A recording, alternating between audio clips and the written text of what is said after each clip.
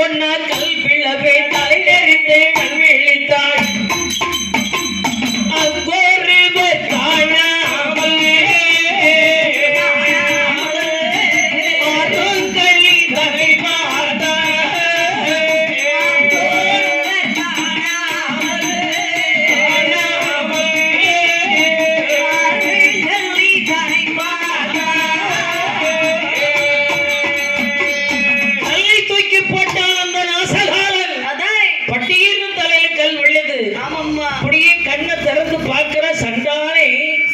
ஓடி போய் கள்ளி வரது பின்னாடி போய் நின்றுட்டான். பின்னாடி போய் மறைச்சிட்டு லட்சுமி அப்படி கண்ணை உருட்டி பாக்குறா. தலையிலிருந்து அப்படி ரத்தமா வடியுது. ஆகாதம்மை கொண்டு விட்டாரே, புருஷன் என்று நம்பி வந்தோமை கொலைபாதகன் கொன்று விட்டாரே என்று அப்படியே பார்த்தால் கள்ளி மரம் தெரிந்தது, படர்ந்த வானம் தெரிந்தது.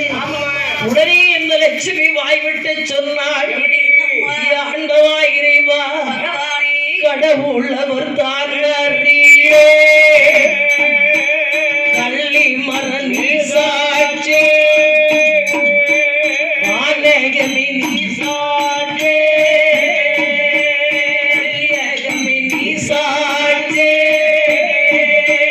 புவனமி நீ சாட்சி புகழுடனே லட்சுமியா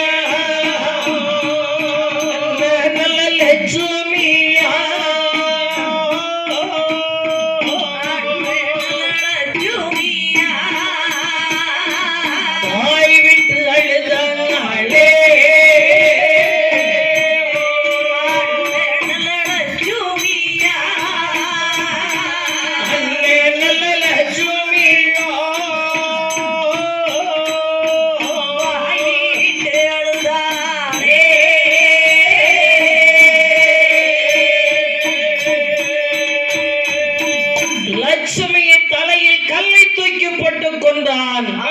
கொலைபாதகன் கொலைபாதகன் வாய் திறந்து அழுதாள், வானகமே நீ சாட்சி, வையகமே நீ சாட்சி, வானகமே நீ சாட்சி, கள்ளி மரமே சாட்சி என்று சாட்சி வைத்தவள் இந்த தாய்.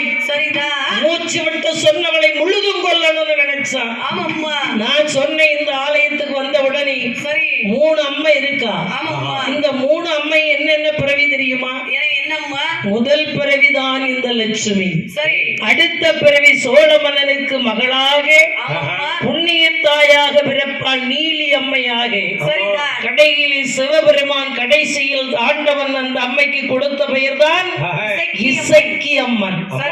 லட்சுமி, நீலி அம்மன், இசக்கி அம்மன்.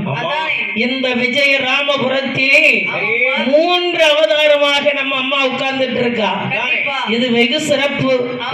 ஒரே உருவமாக இசக்கி அம்மனாகத்தான் நம்ம நிறைய ஆலயங்கள்ல பார்த்திருக்கோம். ஆனா இந்த புண்ணிய